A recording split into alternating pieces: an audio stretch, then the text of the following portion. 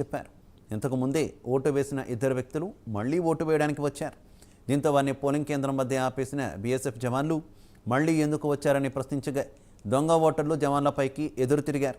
దీంతో ఆగ్రహం వ్యక్తం చేసిన జవాన్లు వారిని మోకాళ్లపై కూర్చోబెట్టి లాఠీలతో సమాధానం చెప్పారు.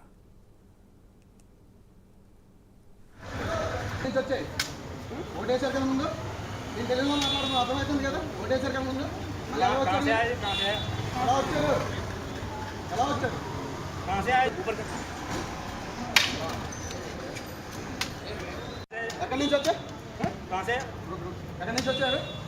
నుంచి వచ్చారు? ఓటేసారు కదా ముందు. నేను తెలుగులో మాట్లాడుతున్నా, అర్థమవుతుంది కదా? ఓటేసారు కదా ముందు. ఎలా వచ్చారు?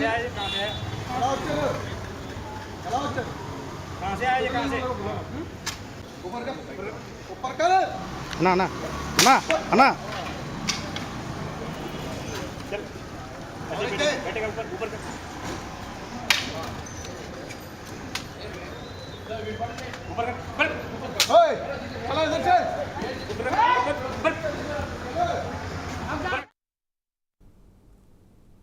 తెలుగు రాష్ట్రాల్లో పోలింగ్ ముగిసింది. సాయంత్రం 6 గంటలలోపు క్యూలో